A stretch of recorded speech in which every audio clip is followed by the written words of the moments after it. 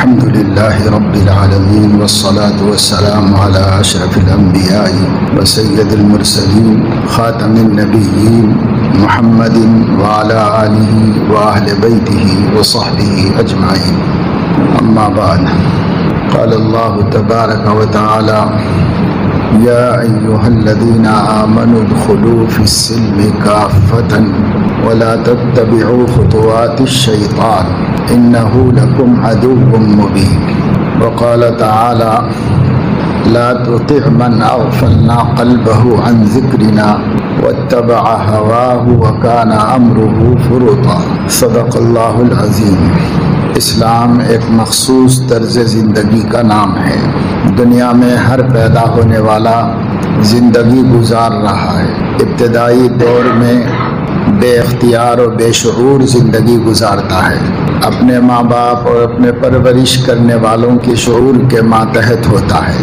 پھر کچھ عرصے کے بعد اللہ تعالیٰ اس کی استعدادوں کو، صلاحیتوں کو، اس کے اندر کی طاقتوں کو بڑھاتا رہتا ہے، تو ایک عمر میں پہنچ کر وہ خود باشعور ہو جاتا ہے. نفع و نقصان کو سمجھتا ہے، اچھے برے کی تمیز ہوتی ہے، اپنی پسند اور دوسرے کی پسند میں فرق کر سکتا ہے. اس کو باشعور زندگی کہتے ہیں، اور اسلام میں اس کو ما بعد بلوغ کی زندگی، بالغ ہو جانے سے تعبیر کرتے ہیں. یعنی اس کی قوہ، اس کی صلاحیتیں، اس کا ذہن، اس کے فیصلے اس کے اختیار میں آ جاتے ہیں.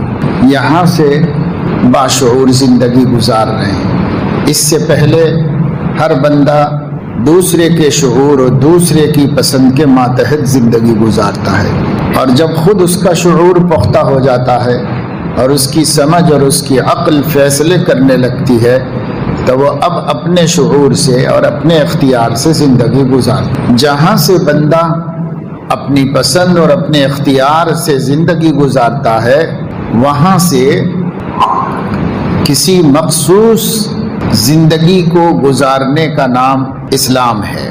مخصوص کا مطلب یہ ہے کہ وہ شعور اور ادراک کے بعد بھی اپنی پسند سے زندگی نہیں گزارتا، بلکہ جس کو اس نے اپنا خدا تسلیم کیا ہے، جس کو اس نے اپنا معبود برحق تسلیم کیا ہے، اس کی پسند سے زندگی گزارتا ہے.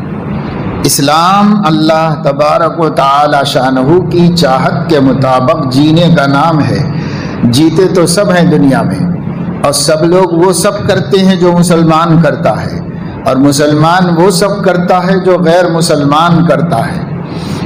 کھانا پینا اس کے ساتھ ہے، کمانا اس کے ساتھ ہے، سونا جاگنا اس کے ساتھ ہے، صحت بیماری اس کے ساتھ ہے. سب لوگ زندگی گزار رہے ہیں، اور مسلمان بھی زندگی گزار رہا ہے. فرق صرف اتنا ہوتا ہے کہ سب لوگ اپنی چاہتوں سے زندگی گزار رہے ہوتے ہیں، اور مسلمان اللہ کی چاہت سے زندگی گزار رہا ہوتا ہے. بس ایسا کر لینے کا نام اسلام ہے. اور اللہ کی چاہتوں کا پتہ نبی کی دعوت سے چلے گا. نبی نے جو باتیں دین کہہ کر دی ہیں، بس وہی ہے اللہ کی چاہتیں. تو نبی کے مطابق زندگی گزارنا یہ ہے اسلام. اس لیے قرآن میں کہا گیا: ما آتاکم الرسول فخذوہ وما نہاکم عنہ فانتہوا. جو نبی تمہیں دیں، جس بات کا حکم دیں تو اس پر چلو، اور جس سے وہ منع کر دیں تو رک جاؤ، باز آ جاؤ. یہ مجاہدہ ہے، یہ دین ہے، یہ اسلام ہے. صحابہ کرام اسی طرح مسلمان کہلائے. ان کا مسلمان ہونا یہی ہے کہ وہ جو نبی کہتے تھے قبول کر لیتے تھے، اور جس سے نبی منع کرتے تھے رک جاتے تھے. آج بھی اسلام اسی کا نام ہے، اور قیامت تک اسلام اسی کو کہتے ہیں، اور مسلمان اسی کو کہتے ہیں جو نبی کہہ دے تو کرے، اور نبی روک دے تو رک جائے. اسی کو اسلام اور ایسا کرنے والے کو مسلمان کہتے ہیں. لیکن اب اس زمانے میں آہستہ آہستہ لوگوں کے اندر یہ چیز پیدا ہو گئی ہے کہ وہ یہ بات تو مانتے ہیں کہ اسلام نبی کی اطاعت کا نام ہے، لیکن اپنے لیے بعض مواقع میں اطاعت کو پسند کرتے ہیں اور بعض مواقع میں اطاعت کو پسند نہیں کرتے. اس کا اختیار کسی کو بھی نہیں. یہ اختیار تو خود نبی کو بھی نہیں کہ وہ جہاں چاہیں اللہ کی مانیں اور جہاں چاہیں نہ مانیں. ان کو بھی نہیں ہے اس کا اختیار. وہ بول بھی نہیں سکتے اللہ کے خلاف، وہ کر بھی نہیں سکتے اللہ کے خلاف. وہی کرتے ہیں جو اللہ فرماتا ہے اور وہی کہتے ہیں جو اللہ فرماتا ہے. تو ان کی امت کو کیسے اختیار ہوگا کہ وہ یہ کہے کہ صاحب نماز تو سنت کے مطابق پڑھنا چاہیے لیکن شادی بیاہ سماج کے مطابق کرنا چاہیے. یہ تفریق کا کس نے ان کو حکم دیا ہے؟ حج تو اللہ کے قاعدے کے مطابق ایک ایک مسئلہ سیکھ کر کرنا چاہیے لیکن کاروبار جیسا مارکیٹ میں چل رہا ہے ویسا کرنا چاہیے. یہ تفریق کا حق کس نے دیا مسلمانوں کہ کچھ جگہوں پر وہ اللہ کی مانیں گے اور کچھ جگہوں پر اللہ کی نہیں مانیں گے؟ یہ حق کس نے دیا؟ کسی کو حق حاصل نہیں ہے. نہ ابو بکر صدیق کو حاصل تھا، نہ عمر فاروق کو حاصل تھا، نہ اس امت میں کسی محدث کو حاصل، نہ کسی فقیہ کو، نہ کسی عبادت گزار کو. کتنا نیک بن جائے، میں نے آپ کو بتایا نبی کو بھی نہیں حق حاصل ہے، تو پھر کس کو حق حاصل ہو سکتا ہے؟ لیکن یہ تقسیم ہمارے نفس و شیطان نے ہم سے کروا لی. اب بڑے بڑے لوگ دیندار بنتے ہیں مگر عبادت کے حد تک ہی بنتے ہیں اور کوئی احکام کی فکر ہی نہیں ہوتی. نماز کے چھوٹے چھوٹے مسائل میں بھی شدت ہے. اگر آپ اسے نہ اختیار کریں تو بھی نماز ہو جائے گی. صرف مستحب اور ادب، افضل غیر افضل کا فرق ہوتا ہے، وہاں بھی ہم کو شدت ہے. ٹھیک ہے بھائی، اگر یہ سنت کا جذبہ ہم سے یہ کرا رہا ہے تو بہت اچھی بات ہے، اتباع سنت کے جذبے سے. لیکن پھر یہی سنت زندگی کے دوسرے حصوں میں بھی تو ہے، وہاں بھی تو یہ غیرت آنی چاہیے. پھر وہاں پر یہ غیرت نہیں. لوگ مثال کے طور پر ایک سنت نماز کی ہے کہ ہاتھ کہاں باندھا جائے، باندھا جائے نہ باندھا جائے اس میں بھی اختلاف ہے. باندھا جائے تو کہاں باندھا جائے اس میں بھی اختلاف ہے. روایتوں میں سب باتیں ہیں، حدیثوں میں سب موجود ہیں. کوئی کسی پہلو کو اختیار کر رہا ہوگا تو جاہل ہوگا تو وہ تو خیر تعصب سے اختیار کرے گا، عالم ہوگا تو دلیل سے اختیار کرے گا. تو اگر دلیل سے کسی بھی پہلو کو اختیار کر رہا ہے تو دوسرا پہلو بھی سنت کی شکل میں موجود ہے. اس وجہ سے وہ دوسرے کو غلط کہے بغیر اختیار کر سکتا ہے. مگر اس میں تو لڑائی ہے، جھگڑے ہیں، بحثیں ہیں، لوگوں کو سمجھایا جا رہا ہے، دوستوں کو توجہ دلائی جا رہی ہے کہ بھائی آپ صحیح نہیں پڑھ رہے نماز، آپ کی نماز اعلیٰ درجے کی نہیں ہے، سنت کے مطابق نہیں ہے. اگر جاہل گنوار ہوتا ہے تو وہ تو کہتا ہے کہ نماز ہی نہیں ہو رہی ہے آپ کی. یہ سب ٹھیک ہے. کس جذبے کے تحت ہے بھائی؟ یہ کس جذبے کے تحت ہے؟ تو اتباع سنت کا جذبہ ہے. نبی کی سنت کے خلاف میری نماز نہ ہو، میری نماز ایسی ہو جیسے نبی نے پڑھی ہے. اگر یہ جذبہ ہے تو بہت مبارک جذبہ ہے، پر یہ زندگی بھر میں نظر آنا چاہیے، ہر جگہ دکھائی دینا چاہیے. یہی شخص داڑھی رکھنے کے لیے تیار نہیں ہے، حالانکہ یہ ہاتھ باندھنے کی سنت سے داڑھی کی سنت 10 گنا نہیں 100 گنا بڑھ کر ضروری ہے. اس سے کہیں زیادہ اہمیت رکھتی ہے. اس کی تو کوئی اہمیت نہیں. مغربی ممالک کے لوگ ہاتھ چھوڑ کے کھڑے ہو کے نماز پڑھتے ہیں، ان کی بھی ہوتی ہے، وہ کہتے ہیں کہ نماز ہوتی ہے.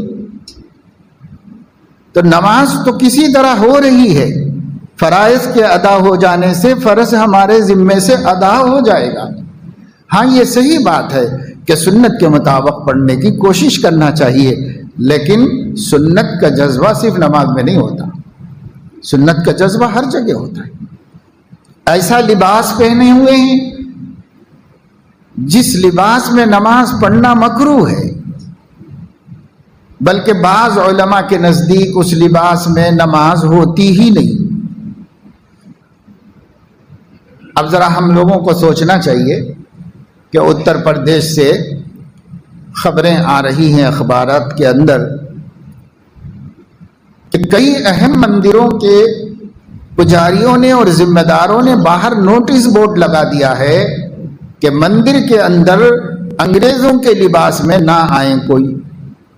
یہ مقدس جگہ ہے، مقدس جگہ پر مقدس اور تقدس اور احترام ملحوظ رکھ کے آئیں، جو ہندوؤں کا لباس ہے اسی لباس کے اندر آئیں۔ یہاں پر جینز پہن کر کوئی نہیں آئے گا، کوئی عورت مندر کے اندر نیم برہنگی اور بے لباسی کی شکل میں نہیں آئے گی۔ ایک ایک پوائنٹ نوٹ کر کے لکھ کے مندر کے باہر لگایا گیا ہے کہ مندر عبادت کی جگہ ہے، احترام کی جگہ ہے، یہاں جو بھی پوجا کرنے کے لیے آئے وہ احترامی وضاقتہ کے اندر آئے۔ پتہ چلا کہ صرف علماء ہی نہیں، ہر مذہب کے مذہبی لوگ اس کو بے لباسی سمجھتے ہیں اور اس کو عبادت گاہ کے احترام کے خلاف سمجھتے ہیں۔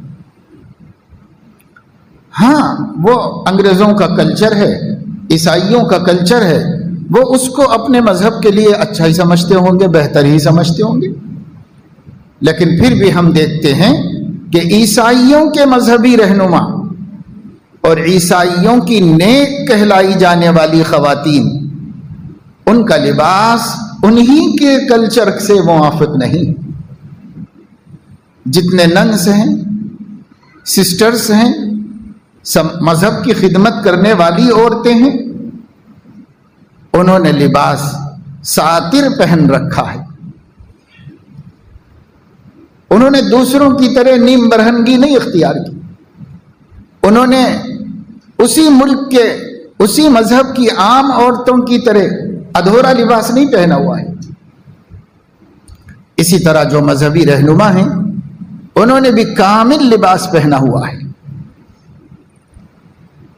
تو یہی حال ہندوؤں میں ہے، یہی حال سکھوں میں ہے، یہی حال جین مذہب کے ماننے والوں میں ہے۔ آپ کہیں بھی دیکھو تو انگریزوں کے کلچر کو کسی مذہبی شخصیت نے پسند نہیں کیا، چاہے کسی مذہب کا ہو۔ وہ کہتا ہے ہمارے مذہب کا جو لباس ہے، اور سب کا لباس ساتر لباس ہے، جسم کو چھپانے والا لباس ہے۔ آدیواسیوں کو چھوڑ کر کچھ لوگ جو دنیا میں برہنگی کو مذہب اور عبادت سمجھتے ہیں، ننگے رہنے کو، اکا دکا ہیں، ان سے بھی ان کی قوم کے لوگوں کو بھی حیا آتی ہے، شرم آتی ہے۔ تو اسلام میں لباس کی اہمیت ہے، لیکن ادھورا مسلمان لباس کی اہمیت کو کچھ ماننے کے لیے تیار نہیں۔ حج کا سیزن ہے، حج کی تیاریاں چل رہی ہیں، روز اخبارات حج کے ٹریننگ کیمپس کے اعلانات سے بھرے ہوئے۔ آج فلاں مسجد میں ہے، دوپہر میں فلاں مسجد میں ہے، شام میں فلاں مسجد میں ہے، فلاں جگہ فلاں جگہ فلاں جگہ۔ حج کمیٹی بھی کروا رہی ہے اور خود علماء اور مسلمان اور مسجدوں کی کمیٹیاں بھی کروا رہی ہیں جگہ جگہ، اور لوگ ذوق در ذوق شریک ہو رہے ہیں، فکر کے ساتھ جا رہے ہیں، کیونکہ حج کرنا ہے اور حج عبادت ہے اور وہ سنت کے مطابق ادا ہو جائے۔ اچھا جذبہ ہے، اچھی فکر ہے، لیکن اسی سیزن میں شادیاں بھی ہو رہی ہیں اور کسی کو اس کا احساس نہیں ہے کہ شادی ایک عبادت ہے اور وہ سنت کے مطابق ہو جائے، اس کا کسی کو بھی احساس نہیں۔ تو یہ تفریق کیا ہے کہ حج تو سنت کے مطابق ہونا چاہیے، لیکن شادی سنت کے مطابق ہونے کی ضرورت نہیں ہے۔ نماز تو سنت کے مطابق ہونا چاہیے، لیکن وضاقتہ اور لباس سنت کے مطابق ہونے کی کوئی ضرورت نہیں ہے۔ کاروبار سنت کے مطابق ہونے کی کوئی ضرورت نہیں ہے۔ پتہ چلا کہ لوگ جو ہیں وہ سنت کو عبادت سے جوڑے ہوئے ہیں، بس عبادتوں میں احکام پوچھیں گے، عبادتوں میں مسائل معلوم کریں گے، عبادتوں میں سنت کی فکر کریں گے، عبادت کے حد تک دین سمجھ رہے ہیں، حالانکہ عبادت نہیں، دین اسلام پوری زندگی کا نام ہے، پوری زندگی اسلام کے مطابق گزرنا چاہیے۔ کیا آپ بہترین نماز بالغ ہونے سے لے کے مرنے تک سنت کے مطابق نمازیں پڑھتے رہے، آپ کے معاملات درست نہیں تھے، آپ کی معاشرت درست نہیں تھی، آپ کے احکام اسلام کے مطابق زندگی نہیں تھی، تو قیامت میں مسئلہ حل ہو جائے گا، اللہ آگے نہیں پوچھیں گے۔ یہ تو ہے کہ اگر نماز صحیح ہوگی تو اللہ حساب میں سہولت پیدا کریں گے، لیکن یہ کہیں نہیں ہے کہ اللہ تعالیٰ حساب نہیں لیں گے بقیہ دین کا، بقیہ دین کا حساب نہیں لیں گے، ایسا کہیں نہیں، حساب تو اللہ پورا لیں گے، ہر چیز کا لیں گے۔ حقوق العباد کا حساب ہے، حقوق اللہ کا حساب ہے، سب حساب ہوگا آخرت میں، خاص طور سے اپنے معاملات و معاشرت کا اس کا حساب ہے، لیکن ہم نہیں کر رہے۔ ہم لوگوں نے یہ سمجھا ہوا ہے کہ بس عبادت جب کرنا ہے تو شریعت اور سنت کے مطابق کرنا ہے، کیونکہ بھائی عبادت ہے، اللہ کی بندگی ہے، احکام سیکھنا چاہیے، احکام کے مطابق عمل کرنا چاہیے۔ ایسا نفس نے ہم کو پٹی پڑھا دیا۔ یہ تو صحیح ہے کہ عبادت اعلیٰ درجے کی بنانا چاہیے اپنی، لیکن اپنے عقائد بھی اعلیٰ درجے کے ہوں، معاملات بھی اعلیٰ درجے کے ہوں، معاشرت بھی اعلیٰ درجے کی ہو، اور ہمارے اخلاق بھی اعلیٰ درجے کے ہوں۔ سب نبی لائے ہیں اور سب کے بارے میں قیامت میں سوال ہے۔ اس لیے مسلمانوں کو بالخصوص ان دنوں میں اس طرف توجہ کرنی چاہیے کہ وہ جتنی شادی بیاہ کثرت سے خاندانوں میں ہو رہی ہے، چھٹیاں ہونے کی وجہ سے لوگ ان دنوں میں کر لیتے ہیں کہ عزیزوں قریبوں رشتہ داروں کے جڑنے جمع ہونے میں سہولت رہتی ہے، تو ٹھیک ہے، وہ سب مصلحتیں اپنی جگہ پر، لیکن شادی کریں کیسے، اس پر ہم غور نہیں کرتے۔ اس لیے میں نے کل ایک جگہ بتایا محفل نکاح میں کہ دیکھو بھائی، بسا اوقات نام بدلنے سے اس کام کا مفہوم بھی بدل جاتا ہے۔ ہم نام بدلتے ہیں، کام بھی بدل جاتا ہے۔ اور اس کی عام فہم مثال جو کسی کو بھی سمجھ میں آ سکتی ہے وہ یہ ہے کہ ہم نے مثال کے طور پر لیلۃ القدر کا نام، شب قدر کا نام جاگنے کی رات رکھ لیا، تو مفہوم بدل گیا۔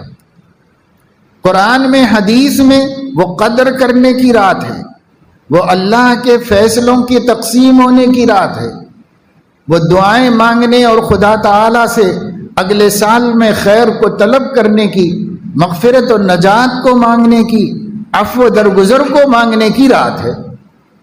لیلۃ القدر کو صحابہ نے اسی نظر سے دیکھا تھا، نبی نے اسی نظر سے دیکھا تھا، اور نیک لوگ اسی طریقے سے اس کی قدر کرتے تھے۔ ہندوستان میں آ کر ہم نے اس کا نام جگنے کی رات رکھ دیا۔ جگنے کی رات کا نام، کام بھی بدل دیا۔ اب لوگ جگ رہے ہیں پوری رات۔ کیا کر رہے ہیں؟ کوئی مسجد میں جگ رہا ہے، کوئی نماز عبادت کر رہا ہے، اور کوئی سڑکوں پہ جاگ رہا ہے، کوئی چبوتروں پہ جاگ رہا ہے، کوئی ہوٹلوں میں جاگ رہا ہے۔ پوری رات حکومت نے بھی کہ بھئی ان لوگوں کی جگنے کی رات ہے، سب بازار کھلا رکھو، ہوٹلیں کھلا رکھو، کوئی پابندی نہیں، کیونکہ یہ مسلمانوں کے جگنے کی رات ہے، ان کو جگنا ہے۔ چائے پیتے ہوئے جگنا ہے، غیبتیں کرتے ہوئے جگنا ہے، جھوٹ بولتے ہوئے جگنا ہے، لوگوں کو ستاتے ہوئے جگنا ہے، محلے والوں کی نیند خراب کرتے ہوئے جگنا ہے، پولیس والوں کے ناک میں دم کرتے ہوئے جگنا ہے۔ جگنا ہے بس، نہیں، جگنے کی رات ہے۔ تو دیکھو، نام بدلا تو کام بدل گیا۔ ایسے ہی ہم نے نکاح کا نام شادی رکھا، ہم ہی بولتے ہیں شادی، عرب تو نہیں بولتے، ہم ہندوستانی لوگ شادی بولتے ہیں اس کو۔ شادی نام کس نے رکھا اس کا؟ شادی کسی شریعت نے تو نہیں رکھا، اسلام نے تو نہیں رکھا. اسلام اس کو عقد نکاح کہتا ہے. معاملت طے ہونے کا ایک سبب اور ذریعہ ہے. نکاح اسلامی لفظ ہے، آپ بھی جانتے، سب جانتے. کسی سے پوچھے کہ بھئی نکاح کیا ہے تو بولے گے کہ شادی کرنے کو نکاح کہتے ہیں. تو نکاح اس کا اسلامی نام ہے، اور یہ نکاح دو فریق کے درمیان میں معاہدہ کے بعد ہوتا ہے. اس لیے نکاح کے معاہدے کو عقد کہتے ہیں. تو عقد نکاح، نکاح کا معاہدہ، نکاح کا معاملہ، اس کو عقد نکاح کہا جاتا ہے. اگر یہی نام ہوگا تو جب تک یہ نام تھا اور یہی کتابوں میں لکھا ہوا ہے، یہی حدیثوں میں آیا ہے، ہر حدیث کی کتاب میں کتاب النکاح ہے. اگر شادی کے بارے میں جتنی حدیثیں ہیں اس کا ٹائٹل ہے کتاب النکاح. کہیں بھی شادی نہیں. شادی عربی اردو زبان میں شادی خوشی کو کہتے ہیں، عربی زبان میں فرح کہتے ہیں، اس کو مسرت کہتے ہیں. تو کہیں بھی کسی فقیہ نے فقہ کی کتاب میں، کسی حدیث کی کتاب میں کتاب الفرح نہیں لکھا ہوا ہے. ہر جگہ کتاب النکاح لکھا ہوا ہے.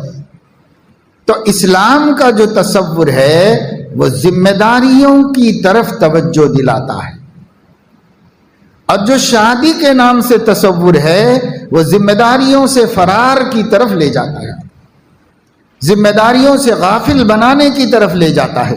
شادی کا تصور جو ہم نے نام رکھا ہے شادی، فارسی زبان کا لفظ ہے، اردو میں اس کو کہتے خوشی. تو شادی ہے تو بھائی خوشی کا دن ہے، خوشی ہے. ایک ضروری کام ہوتا ہے تو خوشی ہوتی ہے، خوشی کا ہونا الگ بات ہے. لیکن اس کا نام اسلام نے شادی نہیں رکھا، اس کا نام اسلام نے نکاح رکھا. نکاح کیا ہے؟ ایک آدمی کا کسی دوسرے کی بیٹی کو اس کی تمام تر ذمہ داریاں قبول کر کے، مہر ادا کر کے اپنے لیے حلال کر لینا، اس نامحرم کو اپنے لیے محرم بنا لینا، اللہ کا نام لے کر ذمہ داریوں کو قبول کر کے. ایک زوجیت کو قبول کرتا ہے آدمی مجلس میں، لیکن جیسے لا الہ الا اللہ کے تحت میں لا نافع الا اللہ ہے، لا ضار الا اللہ ہے، لا رازق الا اللہ ہے، لا معز الا اللہ ہے، لا مذل الا اللہ ہے، لا قادر الا اللہ ہے. کہا تو لا الہ الا اللہ، لیکن اس کے تحت میں بہت سے معاہدے اللہ کے ساتھ اس نے کر لیے. ایسے ہی جب کوئی عاقد یہ کہتا ہے کہ میں نے اس نکاح کو قبول کیا ہے، تو کیا قبول کیا ہے؟ نکاح کو قبول کیا ہے. اب تک اس کا باپ جو پرورش کر رہا تھا، اس پرورش کی ذمہ داری کو قبول کیا ہے. اس کا باپ جو محبت دیتا تھا، اس محبت کو قبول کیا ہے. اس کا باپ جس شفقت سے پال رہا تھا، اس شفقت سے پالنے کی ذمہ داری کو قبول کیا ہے. اس کے باپ جو کھلاتا تھا، وہ کھلانے کی ذمہ داری کو قبول کیا ہے. اس کا باپ جو پہناتا تھا، اس پہنانے کی ذمہ داری کو قبول کیا ہے. اس کا باپ جس طریقے سے کسی گھر میں راحت سے اس کو رکھا ہوا تھا، عزت سے رکھا ہوا تھا، حفاظت سے رکھا ہوا تھا، اس نے آج ذمہ داری قبول کی. اب آپ کو فکر کرنے کی ضرورت نہیں، میں اسی راحت سے، اسی عزت سے، اسی حفاظت سے اپنے ماتحت رکھوں گا آپ کی بیٹی کو. کتنی ذمہ داریاں قبول کر رہا ہے، اور زبان سے صرف یہ بولا کہ میں نکاح کر دیا گیا، قبول کر لیا. لیکن یہ قبول کرنے میں ساری باتیں گنائیں نے قاضی صاحب نے، سب باتیں نہیں شمار کرائی. پر یہ ایسا ہی ہے جیسا کہ لا الہ الا اللہ کہہ کر آپ نے سب باتیں قبول کر لی ہیں، وہ اس کے ضمن میں آ گئی ہیں. یہ عنوان ہے، اس عنوان کے تحت جو کچھ ذمہ داریاں ہیں سب اس میں آ گئی. کوئی بھی لا الہ الا اللہ کہہ کر شرک نہیں کروں گا نہیں بولتا ہے، لیکن شرک نہ کرنا بھی اس میں شامل ہے، اس کے اندر داخل ہے۔ ایسے ہی نکاح کو قبول کرنا دراصل ذمہ داریوں کا تبادلہ ہے۔ یہ اب تک کسی اور کی ذمہ داری تھی، یہ میری ذمہ داری میں آ گیا۔ دوسرے میرے لیے یہ حرام تھی عورت، اللہ نے اس کو میرے لیے میرے فائدہ اٹھانے کے لیے حرام کیا تھا، تب میں نے اللہ کا نام لے کر اس کو اپنے لیے حلال کر دیا ہے اللہ کے قانون کے مطابق۔ بس یہ تصور ہے اسلام کا، اور اسی کا عقد ہوتا ہے۔ عقد کہتے ہیں ایگریمنٹ کو۔ ایگریمنٹ جب ہوگا تو گواہ بھی ہوں گے، اس لیے دو گواہ بھی ہوں۔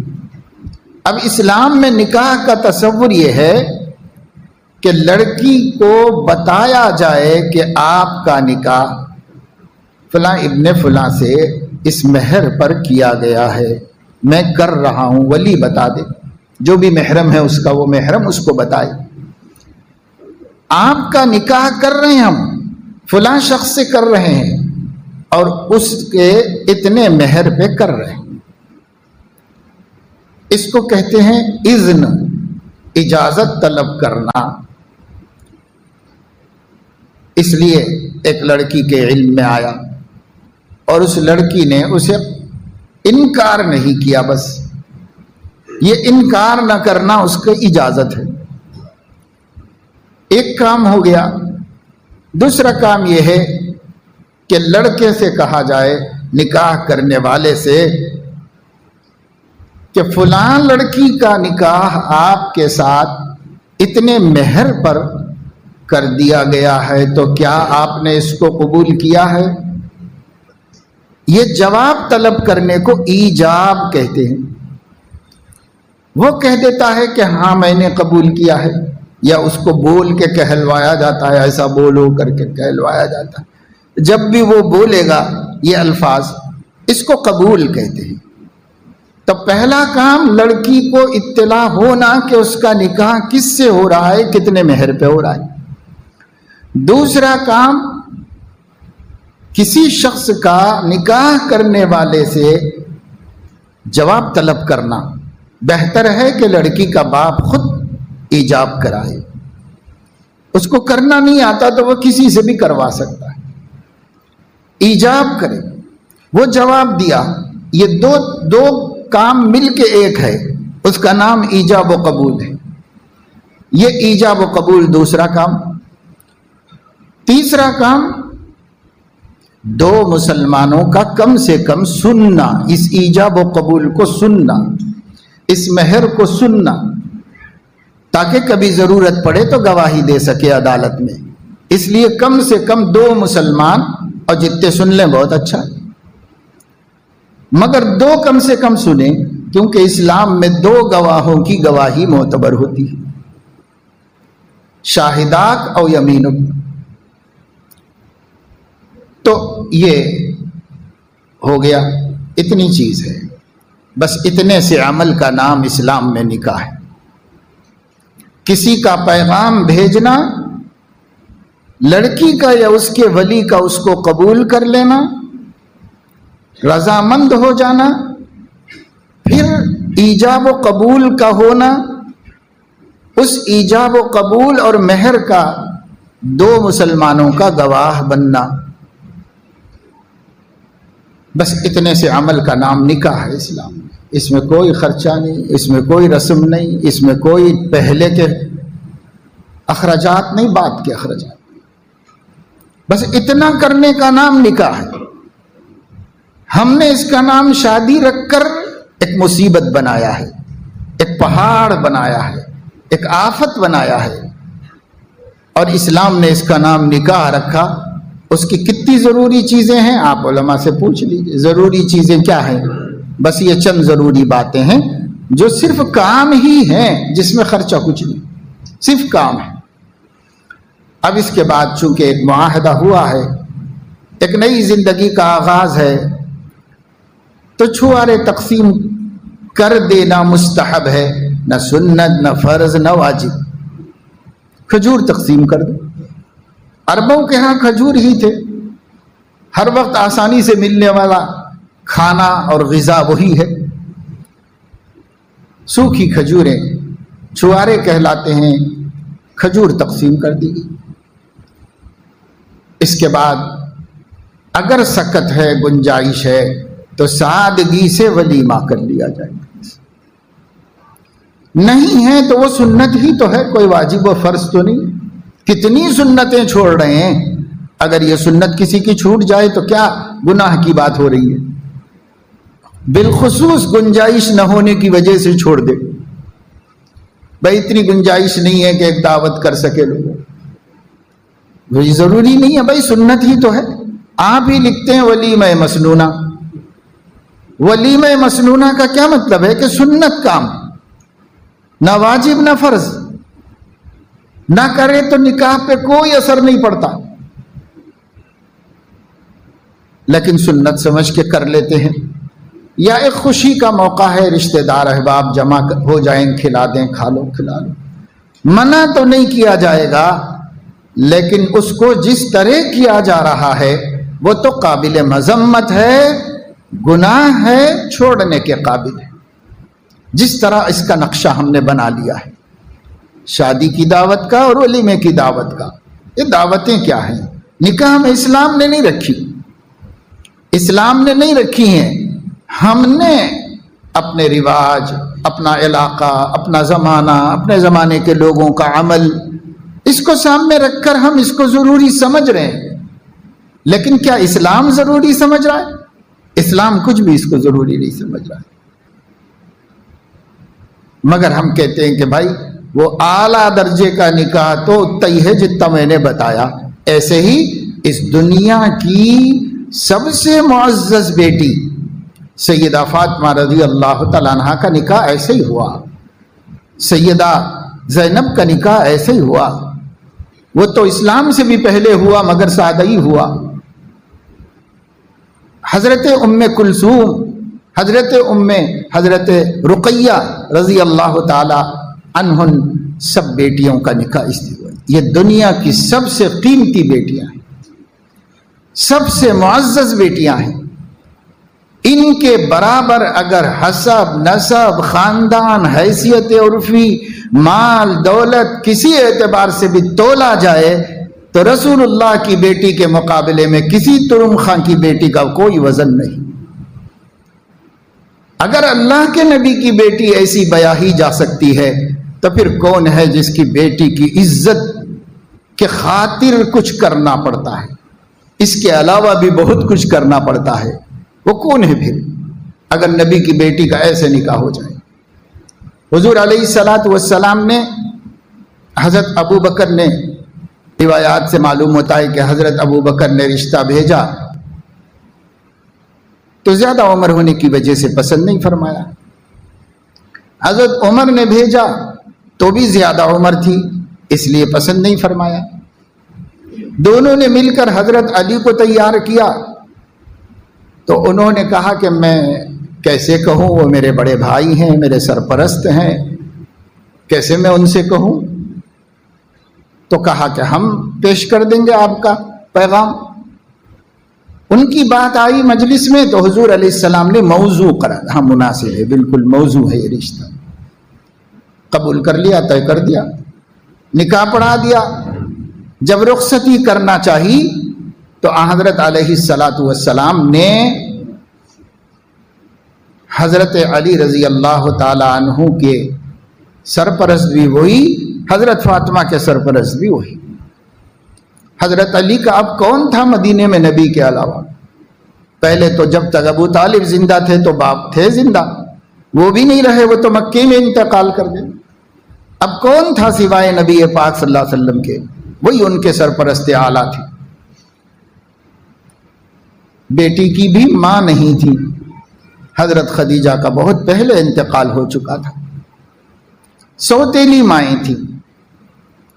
حضرت علیہ السلام نے اپنی دو زوجہ سے فرمایا کہ دیکھو فاطمہ کی رخصتی کر دینا چاہتا ہوں میں، اس کا حجرہ تیار کر دو۔ تو دونوں گئے، حضرت علی کا جو کمرہ تھا اس کمرے میں جھاڑو لگائی، پانی چھڑکا، فرشی تھی نہ کچھ تھا، مٹی کی دیواریں تھی، مٹی کا چھت تھا، اس میں جھاڑو لگائی، پانی چھڑکا، کونے میں ایک لکڑی کھڑی کر دی کپڑے ڈالنے کے واسطے، اور مٹکے میں پانی بھر کے رکھ دیا، گھر پر ٹاٹ کا پردہ ڈال دیا، باہر بھی تھوڑا سا پانی چھڑک دیا، واپس آ کر اطلاع کی کہ یا رسول اللہ دلہن کا حجلہ عروسی تیار ہو چکا ہے، آپ رخصتی فرما سکتے ہیں۔ خود ہی حضرت علیہ السلام رات کو اپنی بیٹی کو لے جا کے اس کمرے میں چھوڑ دیے، حضرت علی رضی اللہ تعالیٰ عنہ دونوں کے درمیان میں بیٹھ کر ان کو دعائیں دی، برکت کی دعا دی اور چھوڑ کے آگے بس ختم۔ ابھی جو ہم لوگ کہتے ہیں کہ جہز رسول اللہ صلی اللہ علیہ وسلم، یہی لفظ آیا حدیث میں، حضرت علی نے اپنے نکاح کا قصہ سنایا، اس میں یہ کہا کہ جہز رسول اللہ صلی اللہ علیہ وسلم، حضور علیہ السلام نے سامان نکاح تیار کیا اپنی بیٹی کی رخصتی کے واسطے، تو ایک کھاٹ اور اس پر ایک تکیہ جس میں کھجور کی گودا جو ہوتا ہے، کھجور کی گھاس جو ہوتی وہ بھری ہوئی، اور ایک چکی آٹا پیسنے کے واسطے، ایک مٹکا پانی رکھنے کے واسطے حضرت علیہ السلام نے یہ جہیز دیا تھا اپنی بیٹی۔ اس جہیز کے نام پر وہ سارے خرافات ہو رہے ہیں جو آج امت مسلمہ جہیز کے نام سے کر رہی ہے۔ یہ جہیز ہے جو حضور علیہ السلام نے دیا تھا۔ کیا مطلب؟ اب اس گھر میں پکے گا، اس گھر میں ہی کھائیں گے لوگ، لہٰذا اس گھر میں کھانا پکا لینے کی ضرورت کی چیزیں، بس بستر بھی کیا تھا جو میسر ہوا وہ دے دیا حضور علیہ السلام۔ ہم کہتے ہیں آپ اچھا سا بستر دے دو اپنی حیثیت کے مطابق، اچھا سا پلنگ دے دو، کپڑے رکھنے کے لیے کوئی الماری دے دو، لیکن ہم نہیں ماننے کے لیے تیار ہیں۔ ہم کہتے ہیں کہ سرما دانی بھی ہونا چاہیے، پاندان بھی ہونا چاہیے، اور یہ بھی ہونا چاہیے اور وہ بھی ہونا چاہیے، جسے عمر بھر میں کبھی کام نہ آئے وہ بھی ہونا چاہیے، کیونکہ زمانے کا رواج ہے۔ ہمیں نبی کی سنتوں سے کیا لینا دینا ہے؟ ہم کو زمانے کے رواج پہ چلنا ہے، ہم کو زمانے کے طریقے پہ چلنا ہے۔ یہ ہے، کوئی عورت ماننے کو تیار ہے؟ آج جا کے دیکھو بیگم بازار میں اور عثمانیہ بازار میں بیٹھی بھی ایک ایک اپنی چٹی میں سے نکال کے ایک چیز جمع کر گئی، کام ہی آنے والی، اتنے سر کا بگونا، اتنے سر کا بگونا، اتنے سر کا، ارے بابا فی الحال تو دونوں ہی کھائیں گے، اور اگر آباد گھر میں جا رہے ہیں تو وہاں تو کافی دنوں تک ان کو پکانا بھی نہیں ہے، کھانا بھی نہیں، جو بھی ان کے سسرال میں ہوگا وہی کھائیں گے، وہی لوگ کھلائیں گے، بڑے لوگ کھلائیں گے، پکانا بھی نہیں ہے ان کو۔ لیکن آج ہی ہونا چاہیے، کیونکہ ذہن یہ بن گیا ہے کہ جو دینا ہے آج دے دو، آج کے بعد کچھ بھی دینا نہیں ہے۔ اور اگر عقل سلامت ہوتی تو آدمی یہ سوچتا کہ بھائی زندگی بھر کے لیے ہمارا داماد ہے، ہماری بہو ہے، زندگی بھر کرنا ہے، اللہ دیتا رہے گا، بیٹی کو کریں گے، بیٹے کو کریں گے، بہو کو بھی کریں گے، داماد کو بھی کریں گے، عمر بھر کرتے رہیں گے۔ آج ہی دے کر کیا دستبردار ہونا ہے، ہاتھ دھو کے ختم کر دینا ہے قصہ؟ جو ایسا سوچ رہے ہیں وہ آج ہی کرنا چاہ رہے ہیں، جو کرنا چاہ رہے ہیں، بس اس کے آگے کچھ نہیں۔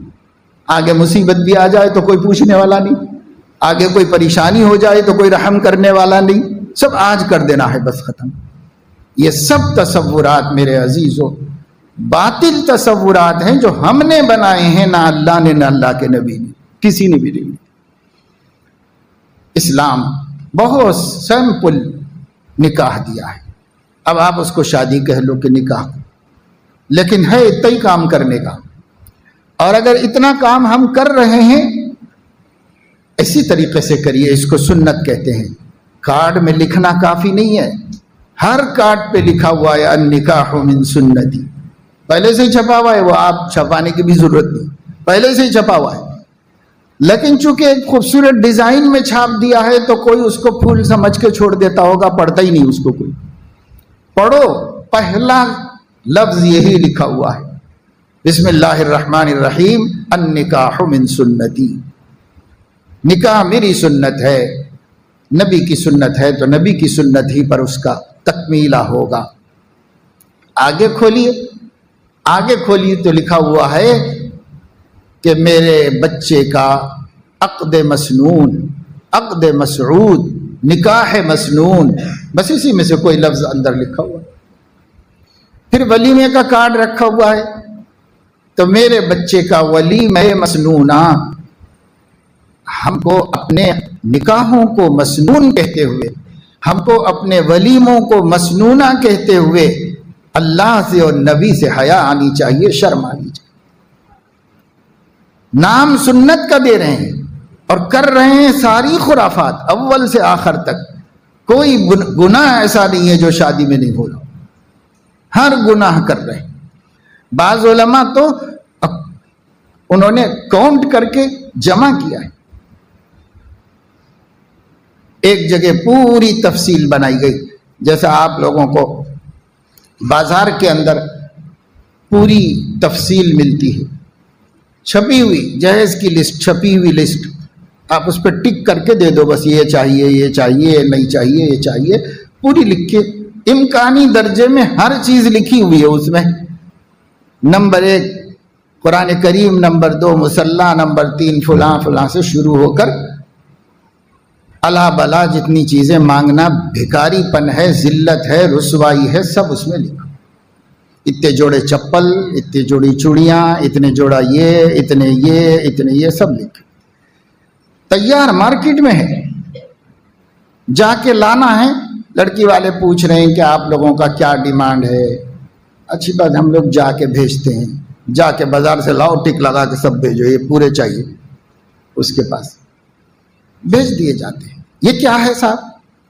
جیسے چورستے کے اوپر ہندو مرد، ہندو عورتیں داڑھی رکھ کے، ٹوپی لگا کے، برقع پہن کر مسلمانوں کے کلچر میں اللہ کے نام پہ دے دو، خدا تمہارا بھلا کرے گا بول بول کر مانگ رہے ہیں، اس بھکاری میں اور یہ جہیز کی لسٹ بھیجنے والے بھکاری میں ایک رتی کے برابر فرق نہیں ہے.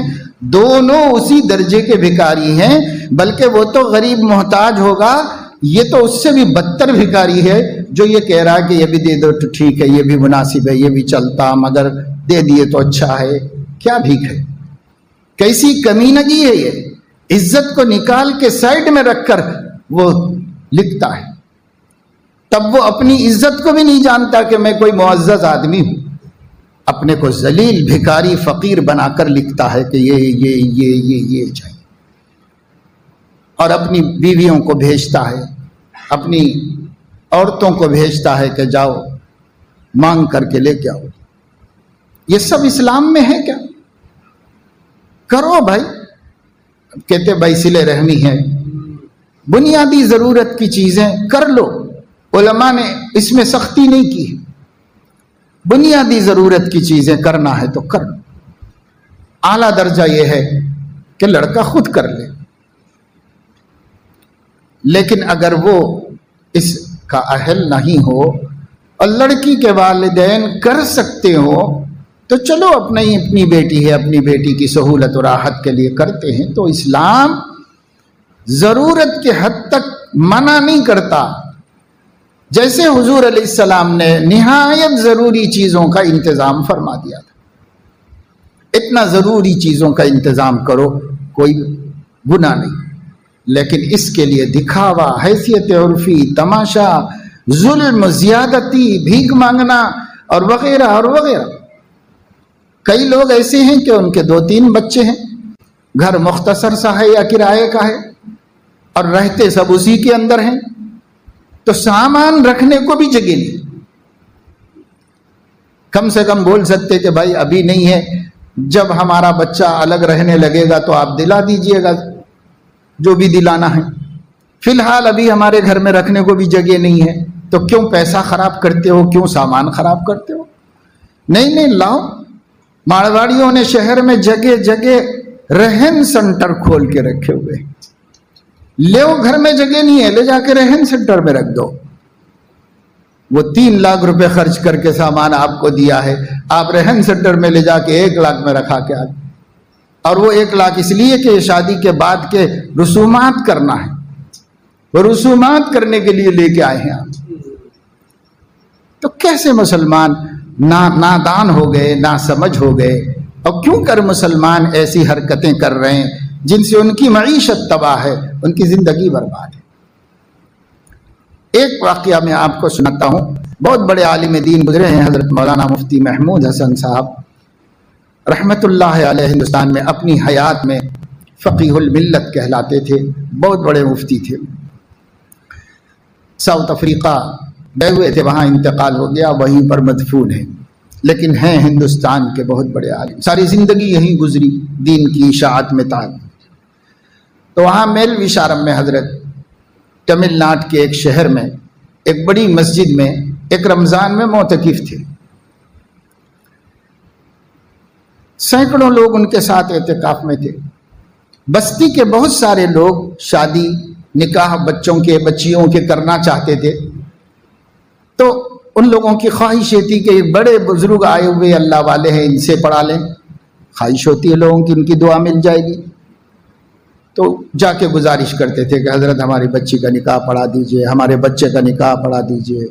تو فرماتے تھے کہ لکھ کر دو کہ نہ شادی سے پہلے کوئی رسم کرو گے، نہ شادی کے بعد کوئی خلاف سنت کام کرو گے، نکاح اور ولیمہ دونوں سنت کی روشنی میں کرو گے، یہ لکھ کر کے دو مجھے، تو پڑھاؤں گا۔ اچھا موقع ہے، ایسا کرنا چاہیے۔ جب آدمی اپنی گرفت میں آ جائے تو اس کا فائدہ اٹھا کر اس کو دین پہ لانا چاہیے۔ حضرت یوسف علیہ السلام سے خواب کی تعبیر پوچھنے کو لوگ بے چین ہو گئے تھے اور یہ کہہ رہے تھے کہ آپ کے علاوہ کوئی نہیں بتا سکتا۔ اسی کا فائدہ اٹھا کر حضرت یوسف نے پہلے توحید کی دعوت دی اور شرک کی مذمت بیان کی اور توحید کی دعوت دی۔ قرآن پڑھو، قرآن میں موجود ہے۔ پہلے خواب کی تعبیر نہیں بتائی، بھائی اس وقت آ گئے ہیں، ہمارے قبضے میں ہیں یہ لوگ اور بہت ہمارے سے جواب سننا چاہ رہے ہیں، اس کا فائدہ اٹھاؤ۔ اس لیے ان کو توحید کی دعوت دی اور شرک کی نفرت بٹھائی دلوں میں، اور اس کے بعد حضرت یوسف نے خواب کی تعبیر بتائی۔ اگر کوئی ہمارے پاس عقیدت مند بن کے آئے اور ہم سے اپنا کوئی کام نکالنا چاہتا ہے تو ہم اس سے اللہ کا کام نکال لیں، اللہ کا کام نکال لیں، اپنی کیا غرض نکالیں، اللہ کا کام نکل جائے، اللہ کے دین کی نصرت ہو جائے۔ حضرت نے شرط رکھی، لکھ کے دینا پڑے گا کہ کوئی رسومات نہیں کریں گے تو میں پڑھاؤں گا۔ لوگوں کو تمنا تھی، لکھ کے دیتے رہے اور حضرت اپنے پاس رکھتے رہے۔ تو آخری عشرے میں روزانہ تھوڑے تھوڑے کر کے حضرت نے نکاح پڑھائے، 300 نکاح پڑھائے۔ اور وہ شہر تاجروں کا شہر ہے، وہاں کے ایک بہت بڑے تاجر اسی مسجد کے متولی، جنہوں نے اس سے پہلے اپنے ایک بیٹے کا نکاح کیا تھا تو صرف بچے کے استادوں کو بلانے پر ٹکٹ 7 لاکھ روپے کا لگایا تھا۔ صرف بچے کے استادوں کو بلایا تھا ٹکٹ لگا کر دے کر کے، اب خرچ کتنا کیا اس کا کوئی اندازہ نہیں، بے حساب لاکھوں لاکھ کا خرچ کیا، کوئی تقریباً 15-20 سال پہلے کی بات ہے۔ لیکن اپنے بچے کا نکاح بھی وعدے کے مطابق مسجد میں حضرت سے پڑھوا لیا اور افطاری بھیج کر ولیمہ کر دیا، مسجد میں روزے داروں کو افطاری بھیج کر ولیمہ کر دیا۔ اب بالکل سادگی سے نکاح ہو گیا، کوئی خرچ نہیں کیا۔ 60 لاکھ روپے ان کی شادی کے لیے رکھے تھے انہوں نے، لیکن 60,000 روپے بھی خرچ نہیں، سنت پر عمل کرنے کی برکت سے۔ انہوں نے ہی بتایا کہ میں تخمینہ لگایا بستی کے یہ 300 نکاح جو 10 دن میں ہوئے ہیں، اس میں بستی کے مسلمانوں کا کتنا پیسہ خرچ ہوا۔ 15-20 سال پہلے کی بات ہے، 7 کروڑ روپے بچے مسلمانوں کے، 7 کروڑ روپے مسلمانوں کے بچے۔ آج تو حیدرآباد میں ایک ولیمے میں خرچ ہو رہے ہیں، 1 کروڑ روپیہ خرچ ہو رہا ہے۔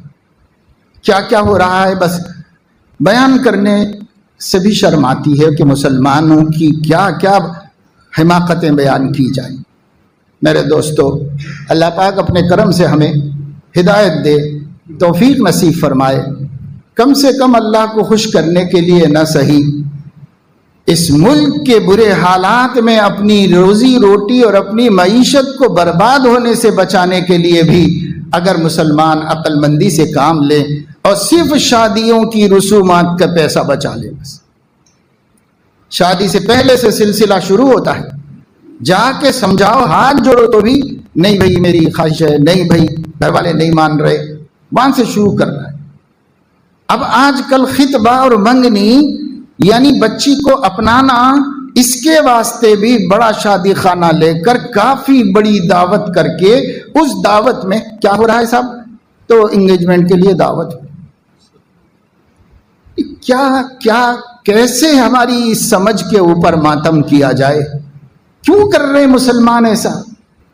ہر زاویے سے اس ملک میں مسلمان کو سائیڈ پر کیا جا رہا ہے، مسلمان کو نظر انداز کیا جا رہا ہے، مسلمانوں کو معیشت کے راستے بند کرنے کی پلاننگ کی جا رہی ہے، مسلمانوں کے ٹھیلے منڈی پہ فروٹ بیچ لینے پر بھی اعتراض ہے، مسلمانوں کی مزدوریوں پر بھی اعتراض ہے کہ اتنا کما رہے، اتنا کما رہے، اتنا کما رہے مسلمان۔ کیوں ہو رہا ہے اعتراض؟ اس لیے کہ یہ جو دکھا رہے ہیں نا ہم شادی خانوں میں، یہ دیکھ کے اعتراض ہو رہا ہے کہ اتنا پیسہ کہاں سے لا رہے ہیں لوگ، اتنا پیسہ کہاں سے لا رہے ہیں؟ 4 احمق لا رہے ہیں اور 400 غریب روٹی کے محتاج ہیں، لیکن ان کی وجہ سے ان کو بھی دبایا جا رہا ہے اور ان کو بھی ستایا جا رہا ہے۔ کیا کرنا چاہتے ہیں آپ؟ کیا اللہ کو منہ نہیں دکھانا؟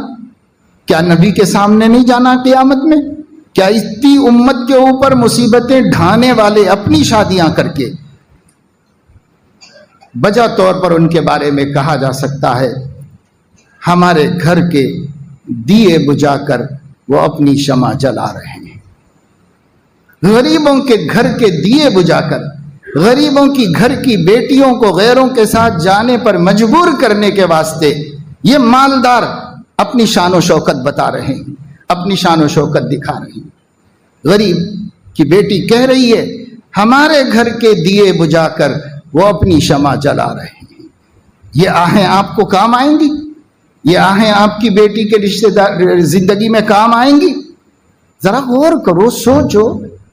اب تو اتنے نیچے اتر کر کہہ رہا ہوں، اللہ کے لیے نہ صحیح، نبی کے لیے نہ صحیح، دین کے لیے نہ صحیح، آخرت کے لیے نہ صحیح، اس دنیا میں اپنی مفاد اور اپنی مصلحت کے لیے اپنا پیسہ بچاؤ اور اسے ڈھنگ سے خرچ کرو، ضرورت کے موقع کے لیے، آڑے وقتوں کے لیے اٹھا کے رکھو۔ اللہ مجھے آپ کو سب کو توفیق عمل نصیب فرمائے۔